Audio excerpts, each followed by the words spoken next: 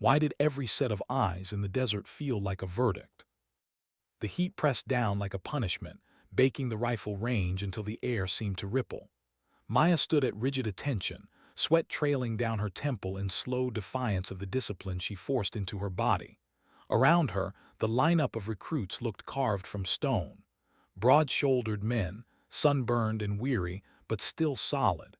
She was the only woman left, a small figure dwarfed by the presence of 12 others who hadn't broken yet. Sergeant paced before them, boots grinding against the gravel, each step a drumbeat of judgment. His voice cut like shrapnel, sharp and merciless. Yesterday's exercise was a disaster. He didn't need to point. Everyone knew who he was talking about. Maya's heart pressed against her ribs, steady but heavy. She kept her gaze locked forward, fighting the pull of doubt. The words were coming, the ones she had dreaded since the program began. You hesitated, barked. Your shot placement was sloppy, your breathing, erratic, target unclaimed within the time frame. That hesitation, he stepped closer, his shadow cutting across her boots, would have cost lives, American lives, your teammates' lives. The desert was silent except for his voice. No one shifted, no one coughed. This was the ritual of humiliation, and she was the chosen sacrifice. Her throat was dry, but her mind replayed the shot, the wind whipping in unpredictable bursts, the target half hidden behind broken concrete. She had calculated, recalculated, breath deep, waited for the moment. When she squeezed the trigger, the round had missed by inches.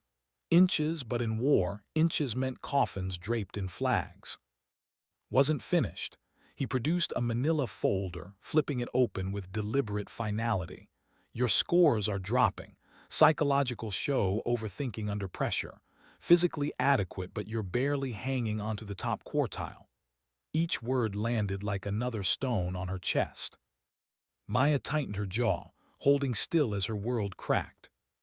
This wasn't supposed to be her story. She had grown up in a small Iowa town, the daughter of immigrants who broke their bodies on farms and factory shifts to give her choices they never had. She had risen through ROTC, clawed her way into a military academy, carried honors like armor. Every step had been toward this. And now, under the harsh sun, it was all slipping into dust. Wasn't done twisting the blade. Your presence here is a distraction. This program demands focus. We can't afford weak links.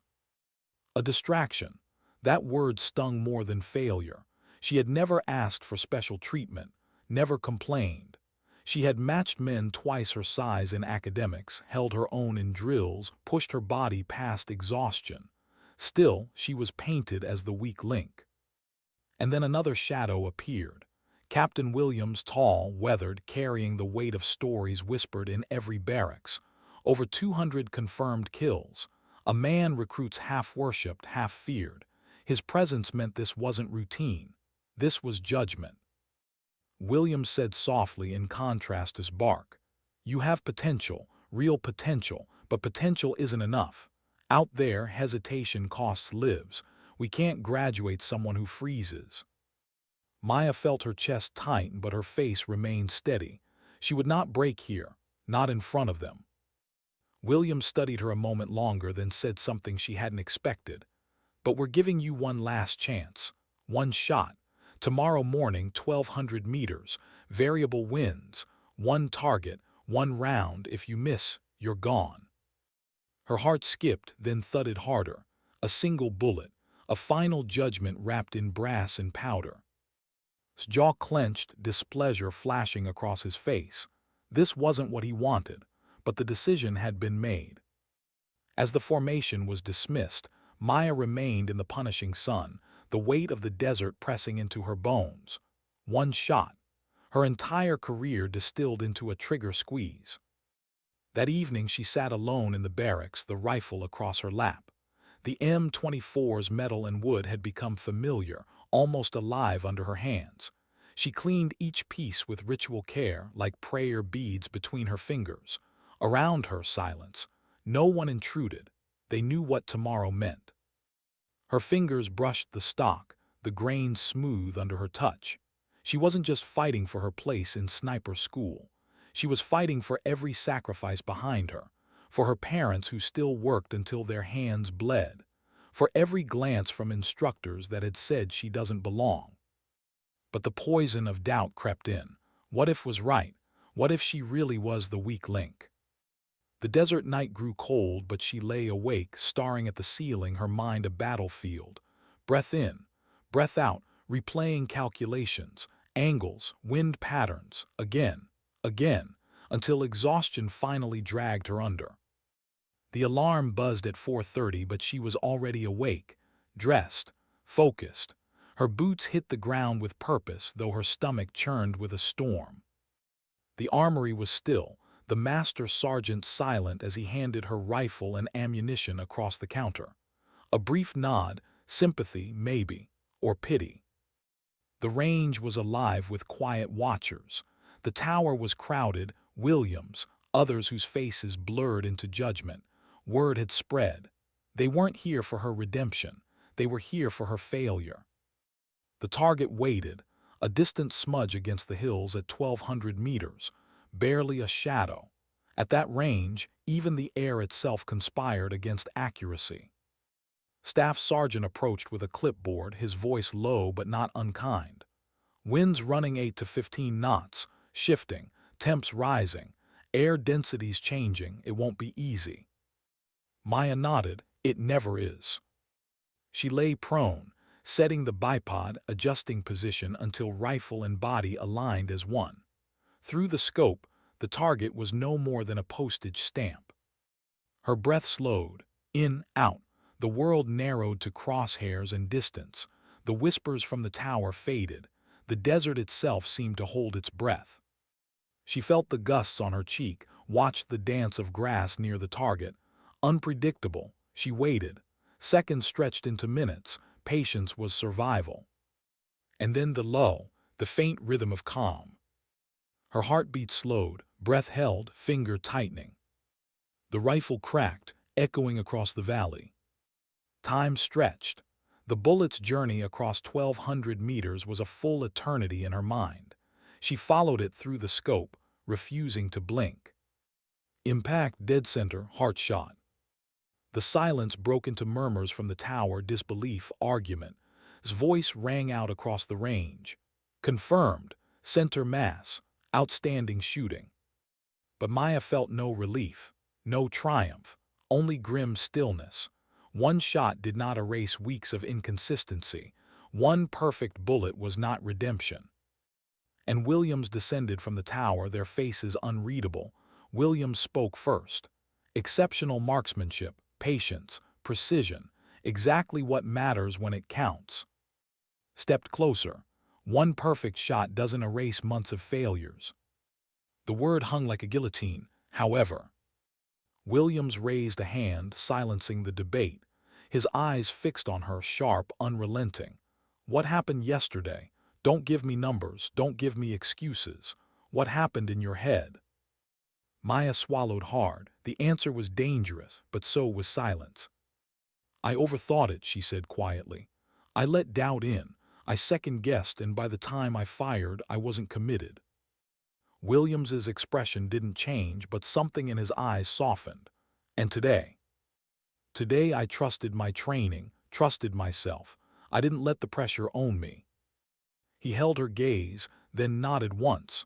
That's the difference between a sniper and a washout. But he didn't give the verdict. Not yet. Instead, report to my office at 1400. We'll decide your future then. She saluted, boots clicking, heart pounding. The desert sun was climbing higher, shadows sharpening. Her fate hung suspended in the hours ahead. Lingered a moment longer. For the first time, his voice lacked venom. That was a hell of a shot. Remember that, whatever comes next. Maya stood alone as the range emptied. Rifle in her hands, uncertainty in her chest. She had hit the shot. She had survived the morning. But the real trial, the one waiting behind closed doors, was only just beginning.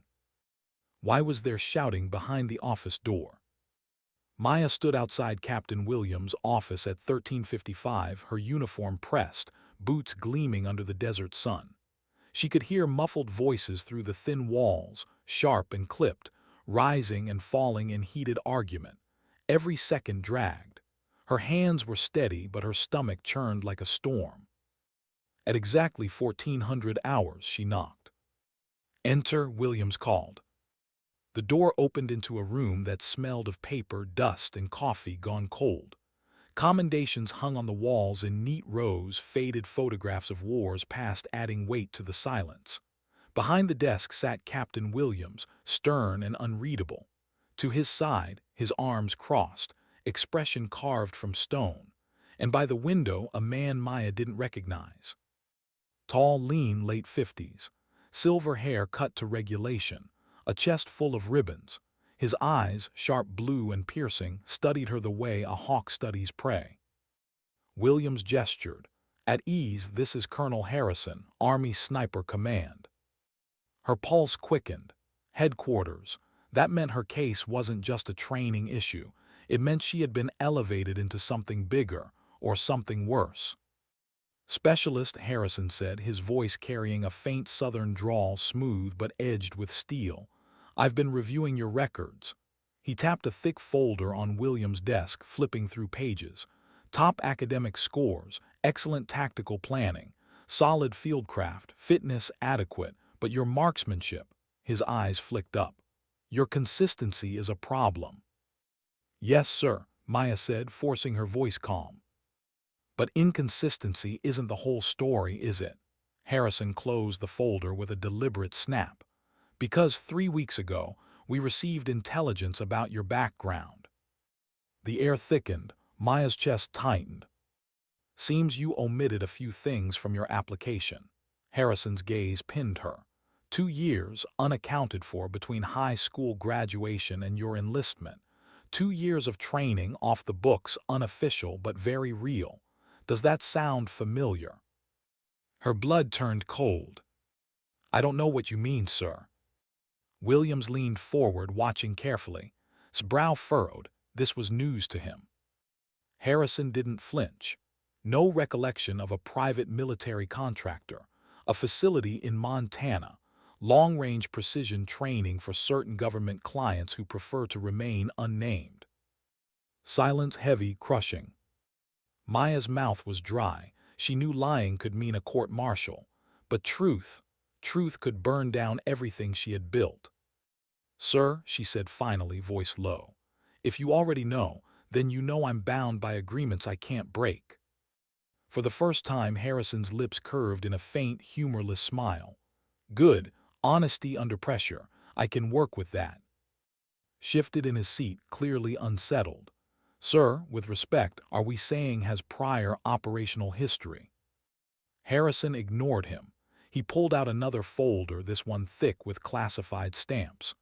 "According to these files, you completed 17 missions across 3 continents, confirmed kills, ranges exceeding 1,000 meters, and every single target neutralized with 1 shot."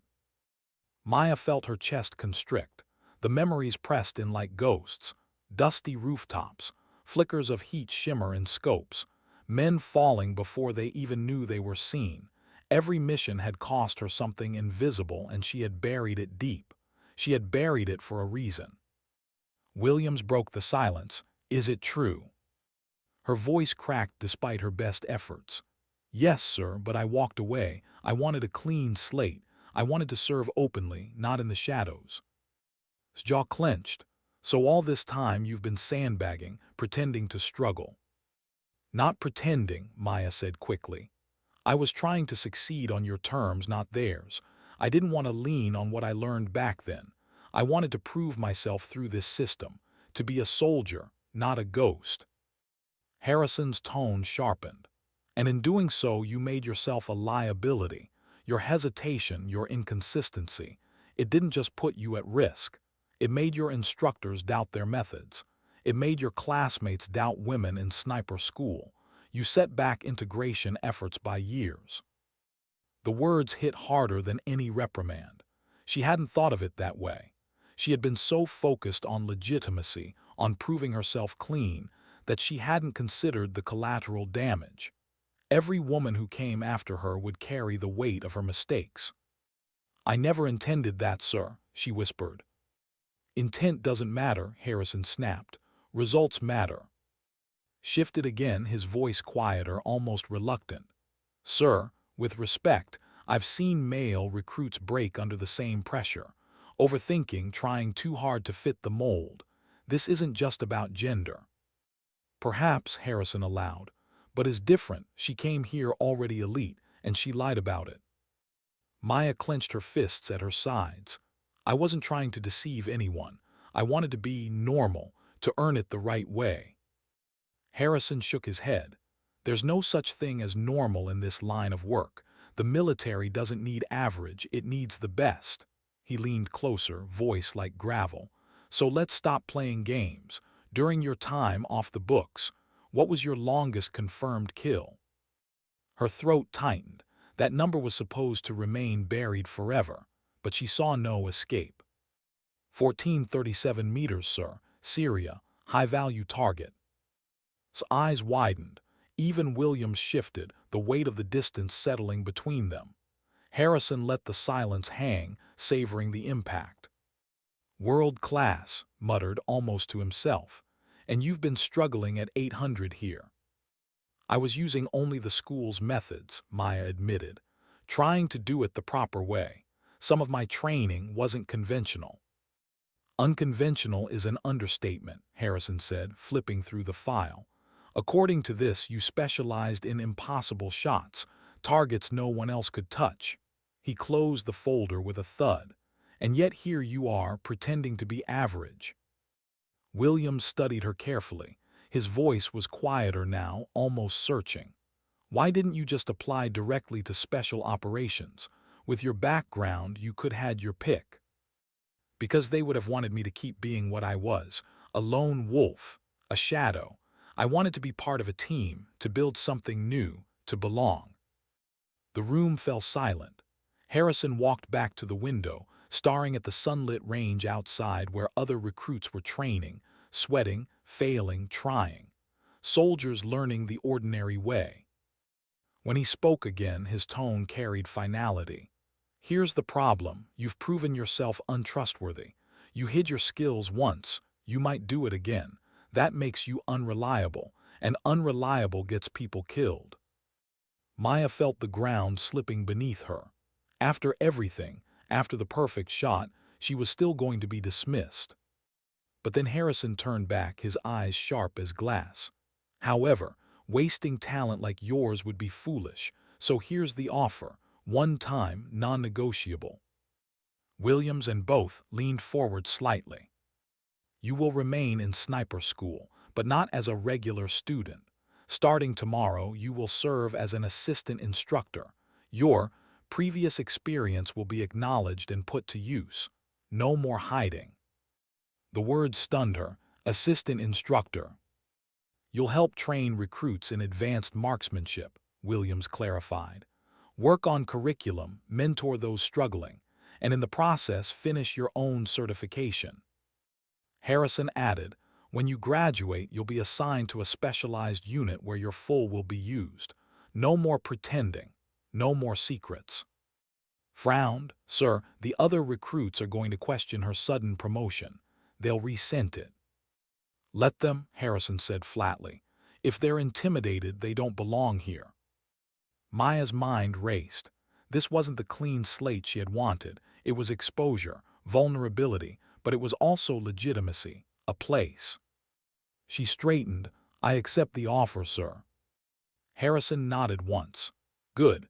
Report to Sergeant tomorrow at 600. He'll brief you.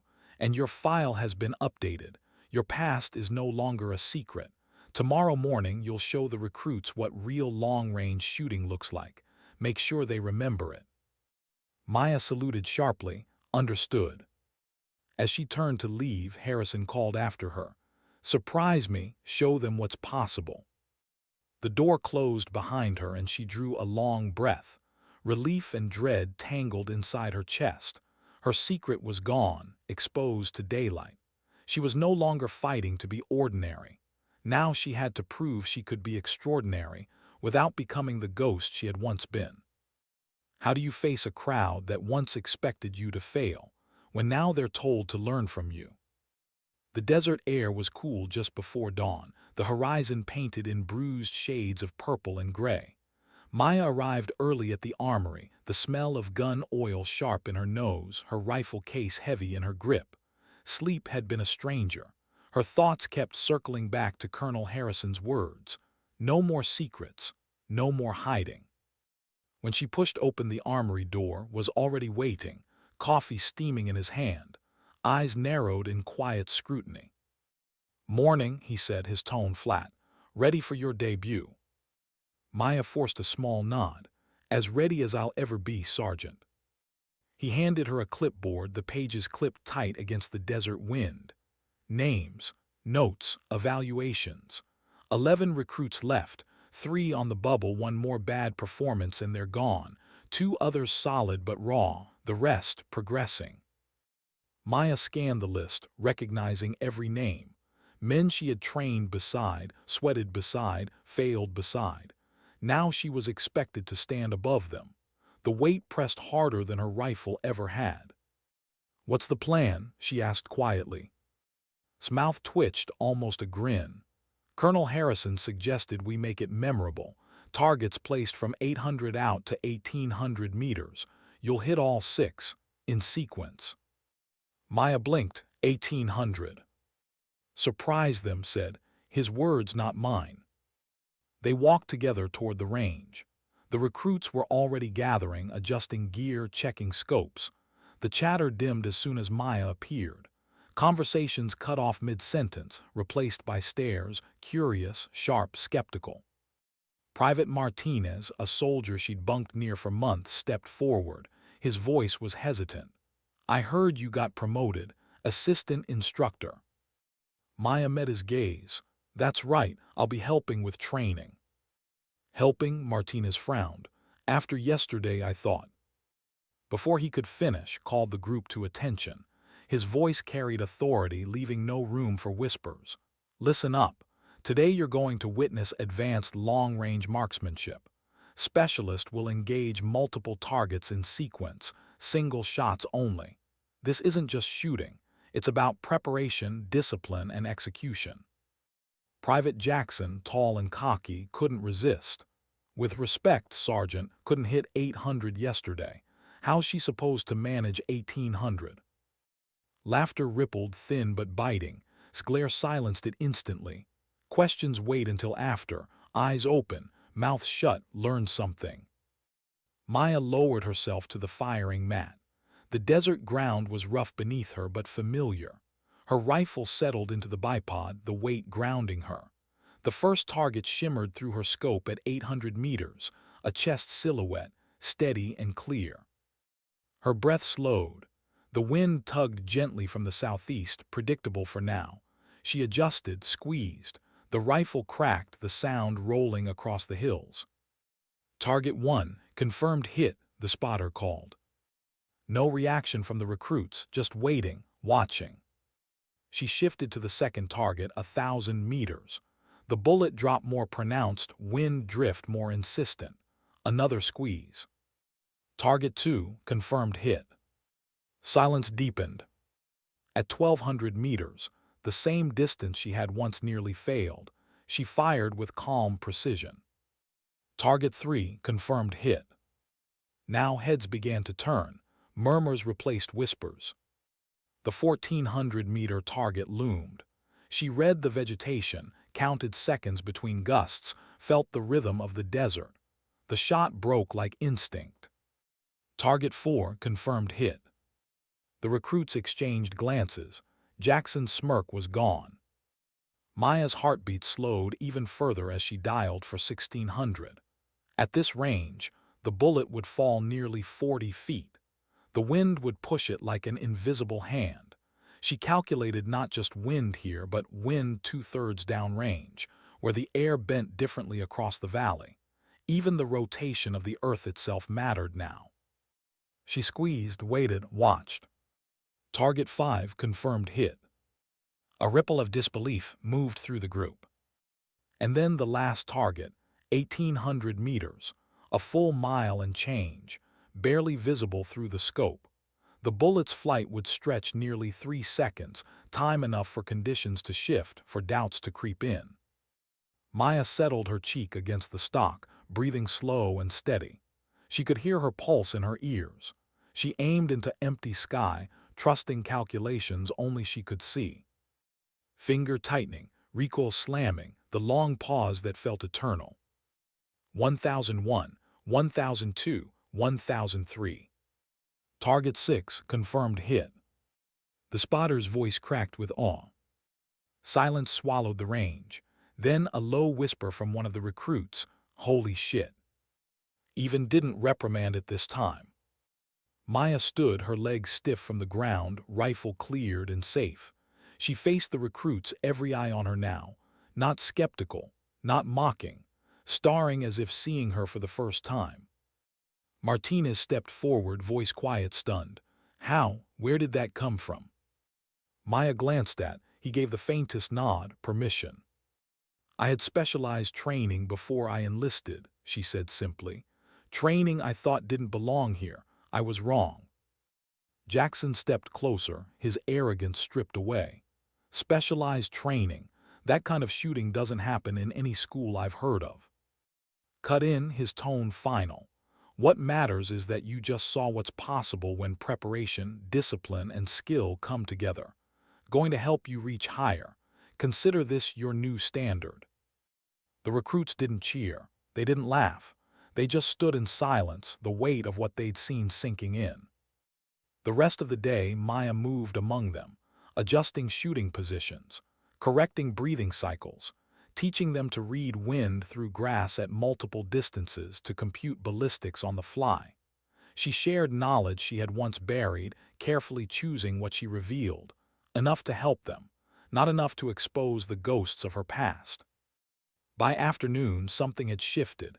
No longer skeptical, the recruits leaned in, eager to learn. Questions came rapid fire. Techniques were scribbled into notebooks. For the first time, Maya felt less like an intruder and more like part of something real. Yet doubt still gnawed at her. Whispers would spread. Rumors would grow. Today had bought her respect, but it had also painted a target on her back. As the sun set, the desert sky blazing in orange and red, Maya walked off the range with her rifle slung across her back. The silence in her chest felt different. Not relief, not pride, something heavier. Because proving herself was no longer the challenge. Now she had to live with being seen. What does it feel like to carry a rifle into war? Not as a ghost, but as a soldier. 6 months later, Maya stood in the armory of Forward Operating Base Phoenix, eastern Afghanistan. The air smelled of dust, oil, and sand baked into every seam of her gear. She laid out her rifle on the table, hands moving with practiced precision. The weapon was newer, more advanced than the M24 she had trained with, but it felt just as alive beneath her fingertips. Metal and glass and wood, an extension of herself. Her stomach twisted, though her hands were steady. This wasn't the range. No instructors, no spectators waiting for her to stumble. Today's shot wouldn't be scored. It would be written in blood or not at all. A knock on the door broke her focus. Staff Sergeant Mike Torres leaned against the frame, broad-shouldered, sun-darkened skin, a seasoned calm in his eyes. He carried a spotter's scope in one hand, coffee in the other. He said, "Briefing in 5, you ready?" "As ready as I'll ever be." Torres studied her face, searching for cracks. He'd been her partner through months of integration into the unit. At first, skeptical. By the book, 15 years in service, he hadn't trusted someone with a past full of shadows. But slowly, through training and long hours of silent observation, he had begun to see her as more than rumors. He gave a single nod. "Good, because today's the real thing." The briefing room buzzed with low voices when they entered. Maps littered the tables, satellite images pinned under coffee mugs and grease pencils. Soldiers leaned over the data, eyes sharp, movements clipped. This wasn't training. This was anticipation before fire. Captain Sarah Mitchell stood at the front, her presence commanding without raising her voice. The room fell into silence as she spoke. Target is bomb maker, responsible for the IED attacks that killed 4 coalition soldiers last month. Intelligence confirms his location in this compound. She tapped the satellite image, an isolated village pressed against the ribs of the mountains, natural defenses sprawling like claws around it. The name carried weight. He wasn't just another insurgent. He was the architect of grief, a man whose work had ripped through convoys, left families fractured oceans away. Mitchell's eyes scanned the room. He's high value, connected, trained others. If he escapes, the killing continues. Maya studied the map, tracing the terrain with her eyes. The compound was dug into the hillside, escape routes like veins branching into caves. She felt her breath catch. If he runs, he'll disappear forever. What's the plan? Lieutenant Johnson asked from the demolitions team. Mitchell pointed to a sniper team will establish overwatch here. 800 meters. Ground assault approaches from the east. Sniper element provides support, precision fire, suppression if needed, target elimination. Torres leaned forward. What about civilians? That village looks populated. Mitchell's jaw tightened. Intel suggests most have evacuated. Those remaining are staying indoors due to insurgent activity, but positive identification is non-negotiable. No collateral. Maya raised her hand slightly. Captain, what if tries to escape through the caves? The room fell quiet. Mitchell's gaze locked on her. That's where you come in. If he runs, you may be our only chance. Some of those escape routes extend beyond normal engagement ranges. The words carried both trust and burden. Maya nodded once. The briefing ended, soldiers filing out with quiet purpose. Maya lingered, memorizing every detail of the map. Distance, elevation, angles of the sun, every variable. Hours later, as they packed gear, Torres glanced at her. I need to ask, are you ready for this? Training's one thing, real people are another. Maya's hands paused on her rifle case. The weight of his words settled heavy. She had taken lives before, too many, but always from the shadows, missions that officially never happened. This time, it would be different. Her first kill as a legitimate soldier. A name entered into official reports, a bullet fired under a flag she had sworn to. She drew a slow breath. I'm ready. Torres studied her face, then nodded. Good, because when the moment comes, there's no hesitation. None. At 200 hours, they moved out. The night wrapped around them, cold and thin at altitude. The terrain was jagged, treacherous, every step calculated. 3 hours of climbing, crawling, moving in silence until their position loomed above the valley. Maya and Torres settled into their nest, rocks shielding them, giving a clear line of sight to the compound. Through her night vision scope, she saw shadows moving within the walls, flickers of life in the dark. Dawn crept slow and merciless, light peeling across the valley. The assault team whispered over comms, moving into position.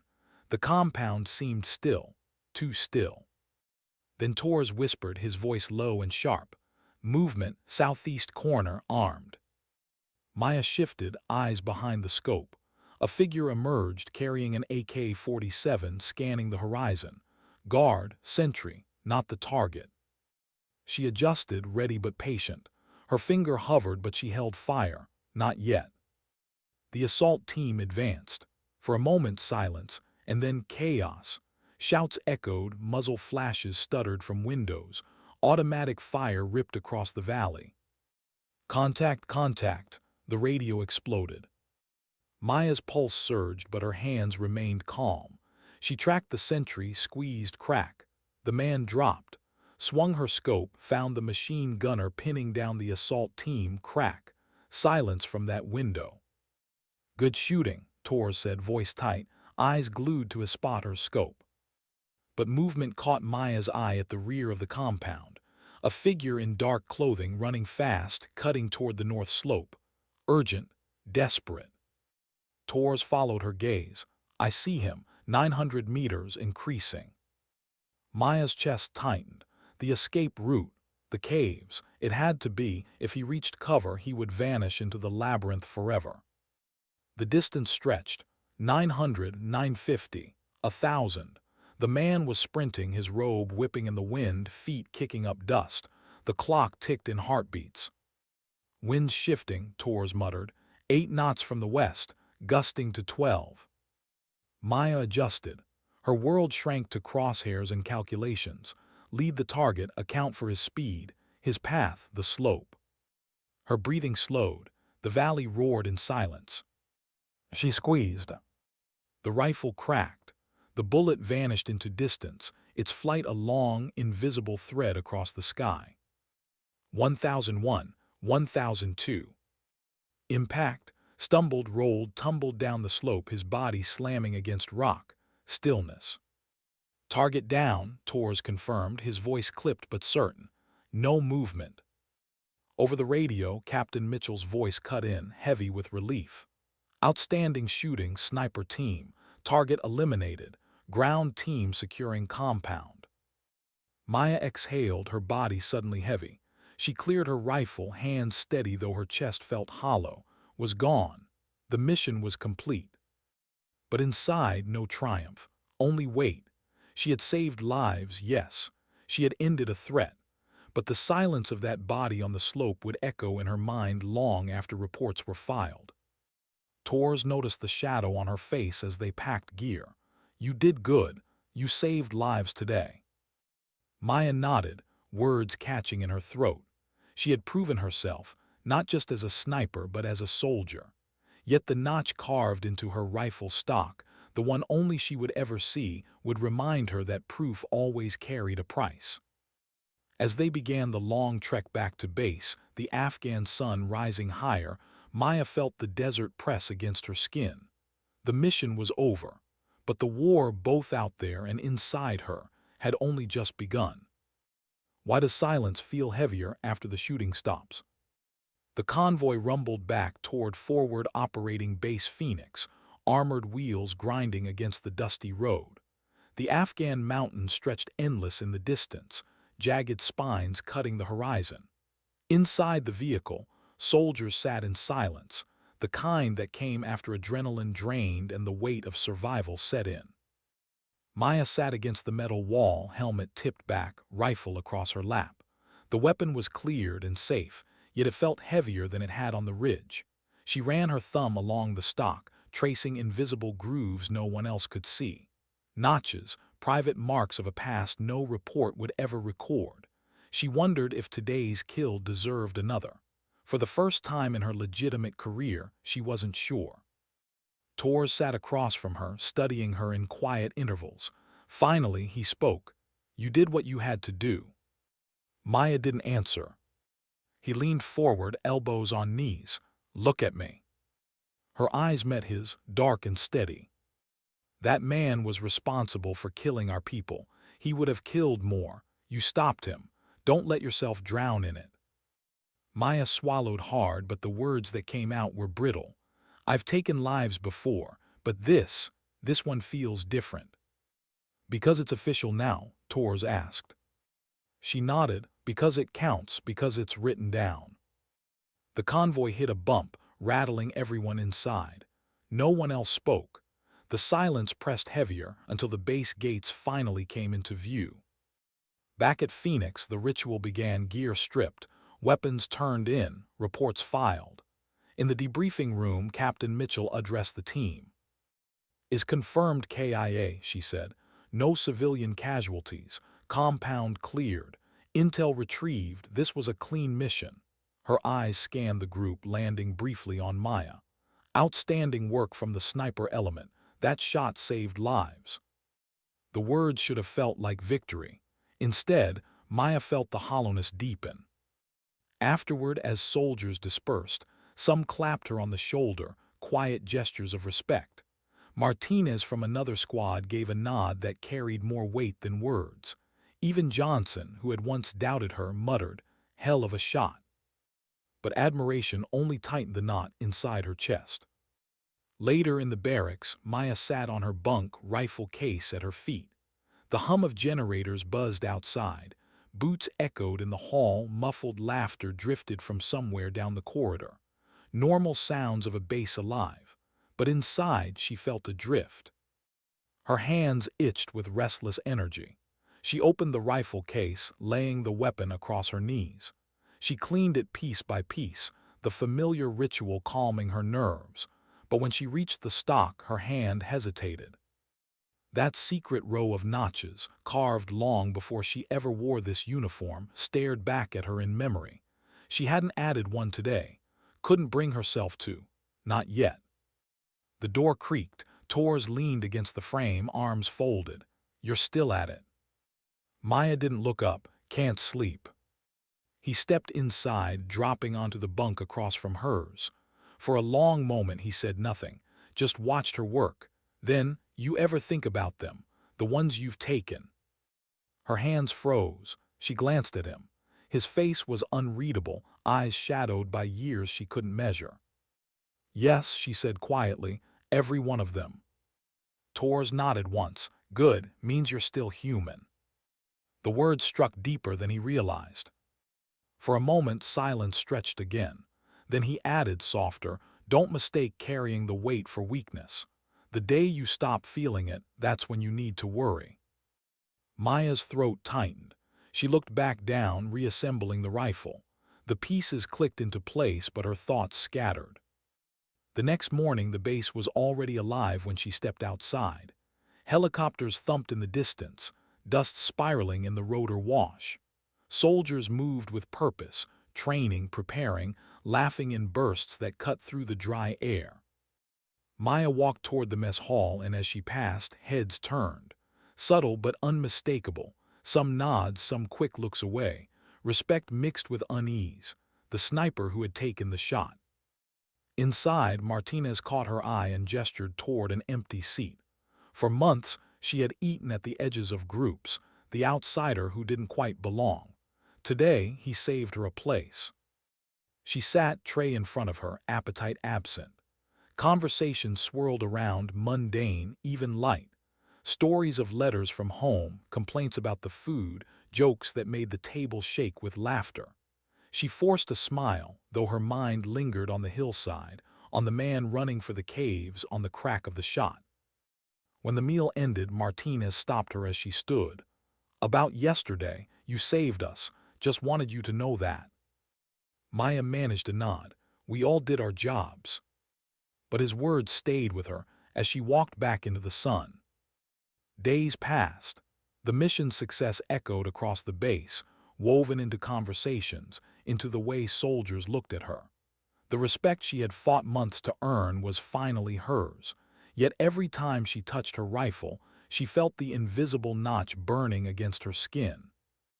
One evening she found herself alone on the range.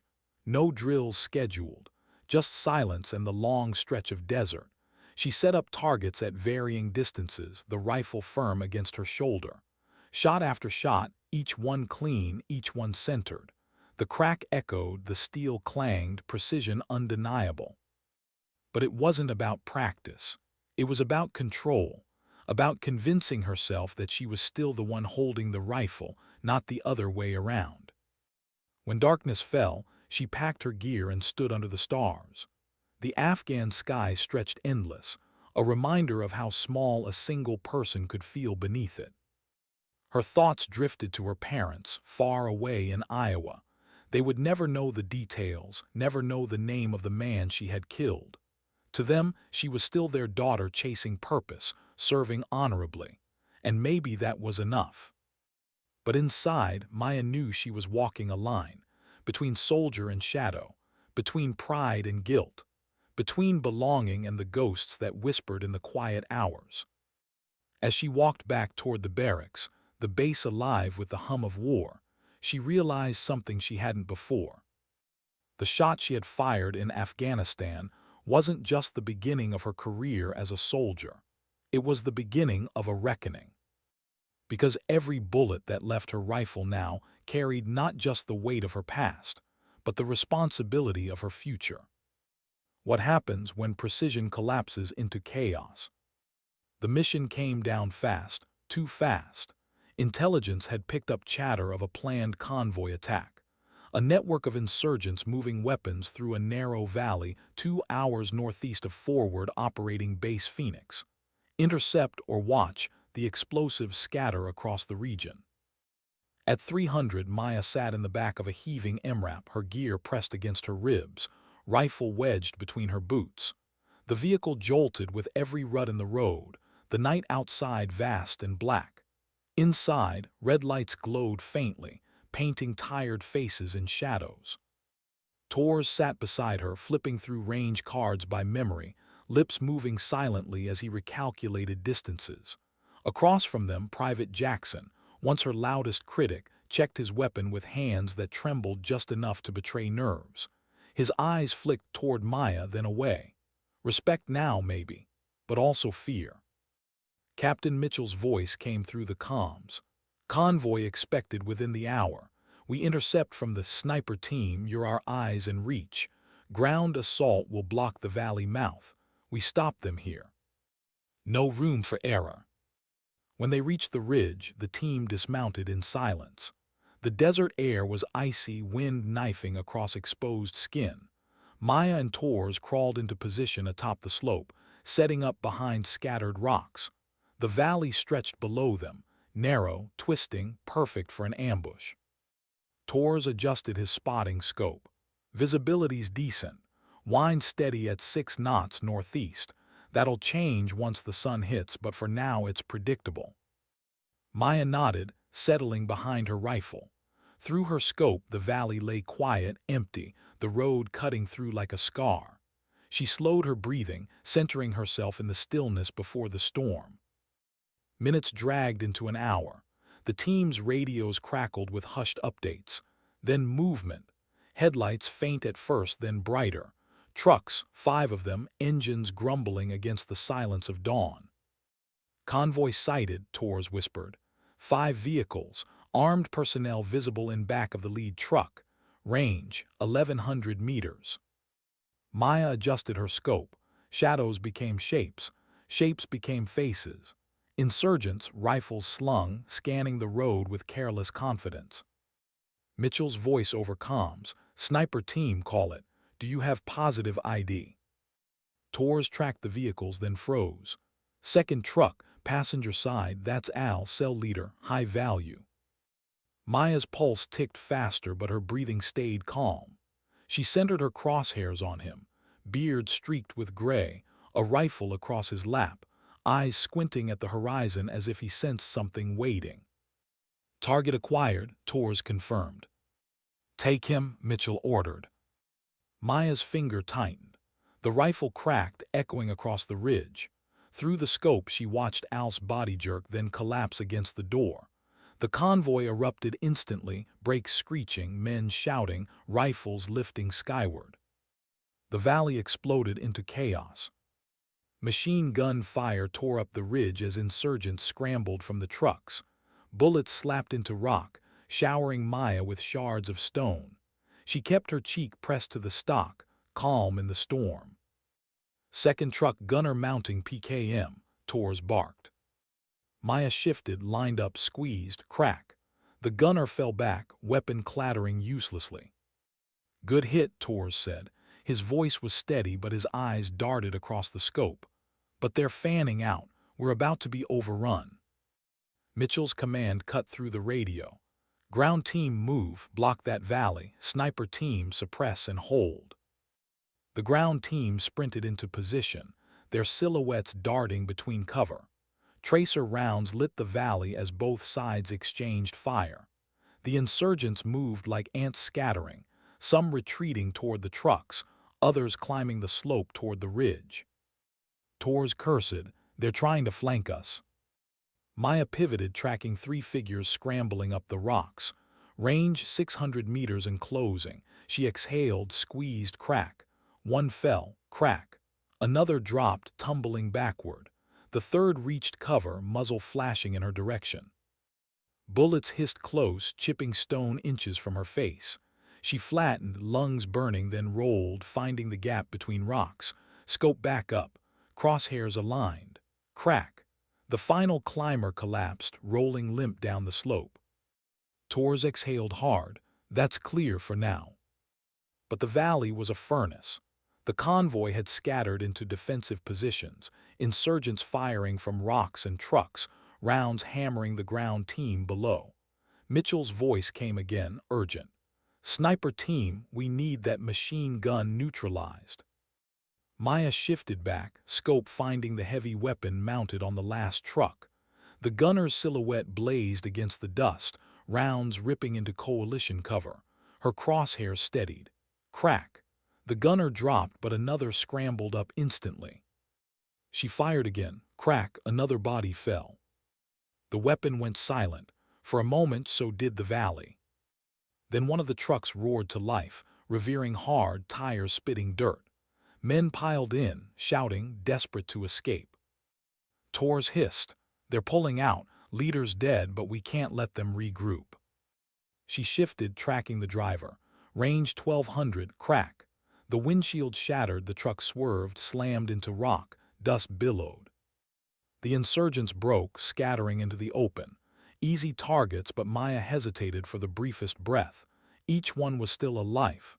Each shot a tally. Tors saw her pause. Her breath steadied. Crosshairs trigger recoil. One by one, insurgents dropped until the valley fell silent again. Static filled the radio, then Mitchell's voice, strained but firm. "Convoy neutralized. Enemy force eliminated. No coalition casualties. Excellent work, all units." Maya slowly lowered her rifle, her arms trembling with the release of tension. The valley below was smoke and silence, broken vehicles and bodies scattered across dust. She pulled back from the scope, chest heaving, ears ringing from the storm of gunfire that still echoed in her skull. Tors placed a hand on her shoulder, steady and grounding. "You held the line, you saved us." She nodded, but the words barely registered. Her mind was already cataloging faces, bodies, the split-second choices that had carved men out of the living and into the dead. Hours later, back at base, the debrief praised her again. Commendations, congratulations, the kind of words soldiers were supposed to live for. But that night, lying on her bunk, she stared at the ceiling, eyes wide, hands curled into fists. Her mind replayed every shot in brutal clarity. The way Al's body slumped, the desperate scramble of the men who tried to flee, the hesitation before she pulled the trigger on men running across the valley floor. Each image stayed sharp. Each one carried a question she couldn't silence. Was she proving herself as a soldier, or losing herself in the process? Why does respect feel heavier than doubt? The story spread faster than gunfire. At first, it was whispers on the base, the one who dropped that convoy leader at 1100 meters. Then it was murmurs from passing units, she's the sniper who stopped before he reached the caves. Soon, soldiers she'd never met glanced at her in the mess hall, some nodding with respect, others staring with unease, as if she were both hero and ghost. By the time a second commendation came down from command, Maya's name was no longer just another line on the roster. It was legend in the making. And legends come with expectations. She felt it during training. On the range, younger soldiers lingered near her lane, sneaking glances, trying to copy her breathing cycles, her shooting positions. Some asked questions, eager to learn. Others just stared, waiting for the magic to reveal itself. She gave them what she could: techniques, discipline, reminders that patience mattered more than speed. But inside, the weight grew heavier. Every lesson whispered the same truth. They weren't learning from Maya, soldier. They were learning from Maya, sniper with impossible shots, sniper who never missed. And she knew that wasn't true. Everyone missed. Tors saw it before anyone else. They were cleaning weapons one evening in the dim armory light when he finally said it aloud. "You're carrying too much," he murmured, sliding a bore brush down the barrel of his rifle. Maya didn't look up. "I'm fine." "You're not." Her hands stilled. "What makes you think that?" "Because I've been doing this 15 years, Tors said, voice steady. I know the look of someone replaying shots in their head long after the mission. Over. He set his rifle aside, leaned forward. You don't get to carry them all, not if you want to keep standing. Maya's throat tightened. She wanted to tell him he was wrong, that she could handle it, but the truth pressed too hard against her chest. Every night the faces came back. The man sprinting toward the caves, the convoy leader's eyes in her scope, the way bodies folded when bullets found them. She stayed silent. Tor's sighed, shaking his head. You're good, best I've ever seen, but if you don't start talking about it, one day the rifle going to own you. Before she could answer, the armory door banged open.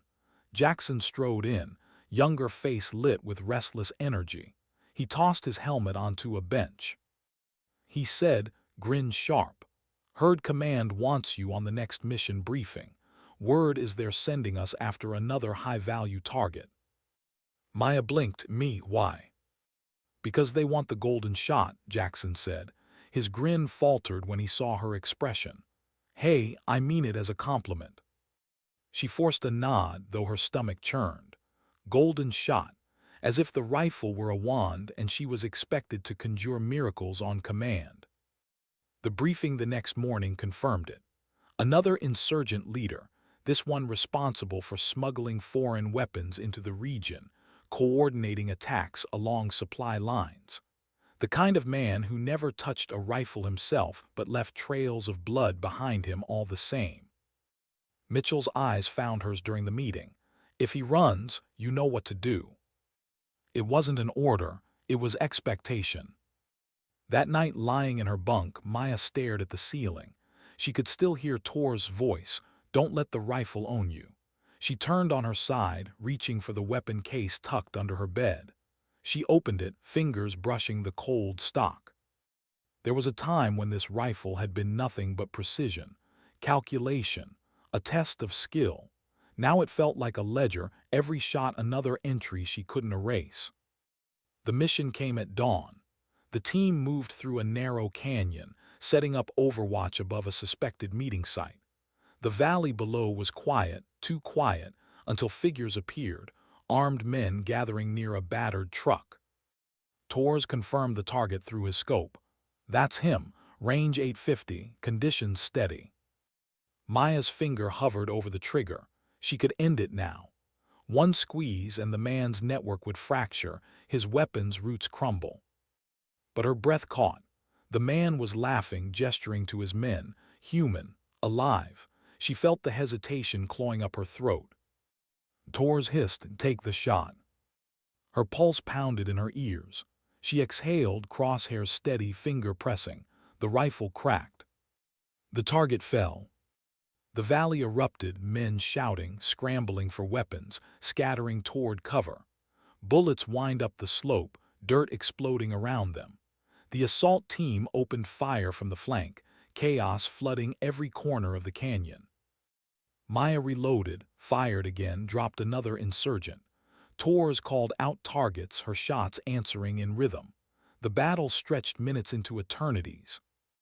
And then it was over, bodies on the ground, smoke curling in the air, silence again. But Maya's hands shook as she cleared her rifle, not from fear, from the weight. Back at base, the team celebrated. Another mission, another success. Command's praise filtered down again. Precision is saving lives. Keep it up. Soldiers she barely knew patted her shoulder, their words ringing hollow in her ears. That night, Tors found her outside the barracks, sitting alone under the stars. "You hesitated," he said softly. She closed her eyes. "I know." "You pulled it off," Tors continued, "but hesitation gets people killed." Her jaw clenched, "And pulling the trigger keeps me awake." Tors sat beside her, the desert wind cold around them. For a long moment, neither spoke. Finally, he said, "You're walking a fine line between being the best sniper I've ever seen and burning out before you've even begun." She didn't answer. The stars above blurred in her vision, and for the first time in years, she let herself whisper the question that had haunted every shot. "How many more before I can't come back?" Tors didn't respond. Maybe there was no answer. What do you do when the mission isn't about who you can kill, but who you can't? The order came before dawn. Insurgent stronghold. Intelligence suggested not just fighters but hostages, local villagers forced into service, held as human shields. The objective: neutralize the threat, extract survivors, dismantle the stronghold before reinforcements arrived. Maya sat in the briefing room, her rifle case at her feet, Tors beside her. Captain Mitchell outlined the assault, her voice even, her eyes heavy. Everyone knew this one wouldn't be clean. Sniper team establishes overwatch here, Mitchell said, tapping the overlooking the compound. Targets will be mixed. Civilians likely present. Positive identification required before every trigger pull. Maya felt the words settle in her chest like stones. Positive identification. In war, that was the line between duty and disaster. Hours later, she lay prone on the ridge, the compound spread below. The village was alive with movement, armed men patrolling rooftops, children darting between walls, women carrying water. Hostages. Her stomach clenched. Tors murmured into his scope. 3 tangos near the east entrance. Armed, clear line. Maya centered her crosshairs, finger resting against the trigger.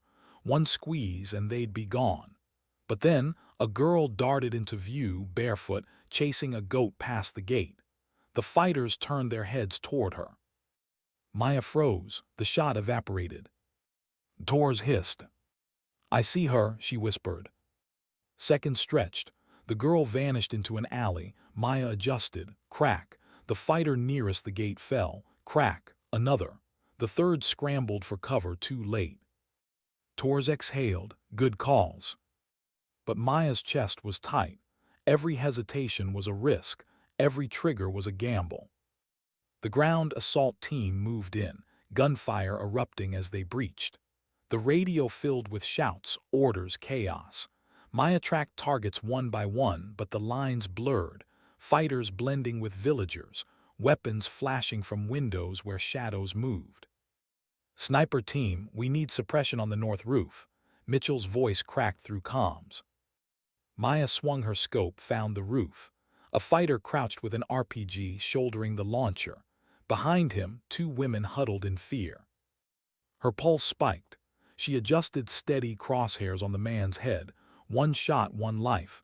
But a miss, a ricochet, and the women would pay the price. Tors barked. She exhaled, squeezed, crack. The man toppled backward, the launcher clattering harmlessly to the roof. The women flinched, but they were alive. Target neutralized, Tors confirmed. Maya's breath shuddered.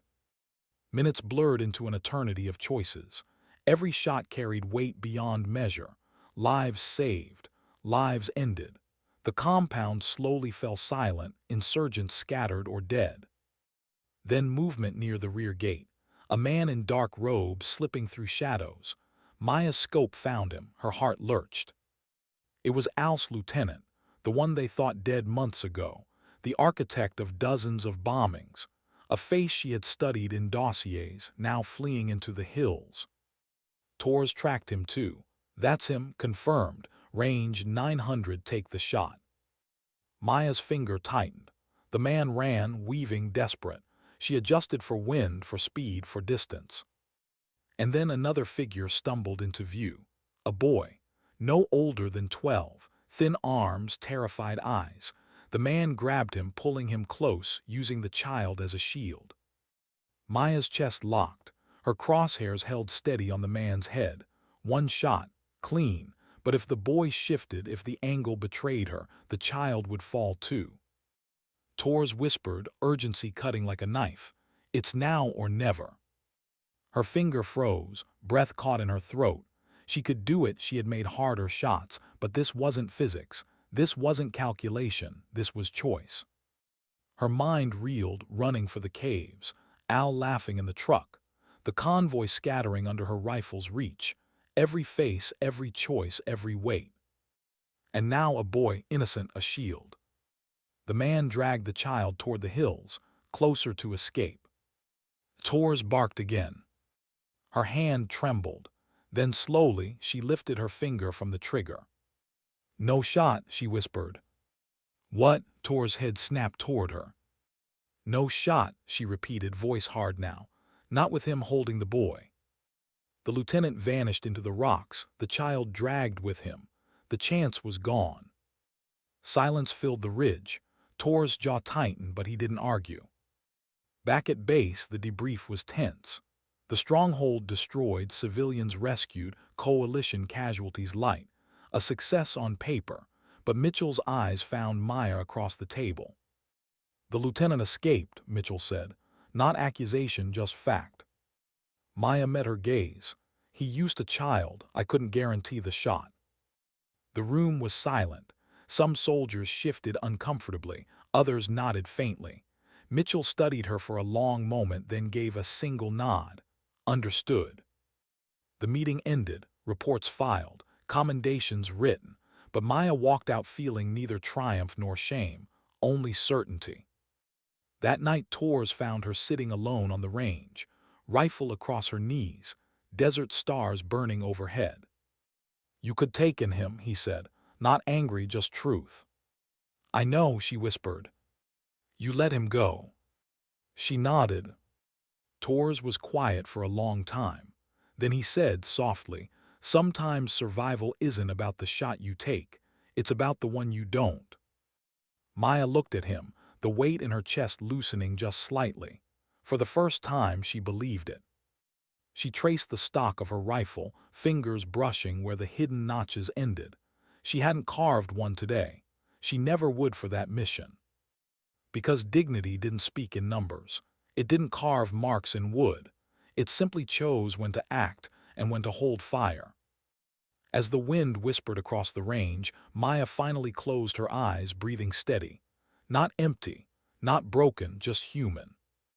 And in war, sometimes that was the bravest shot of all.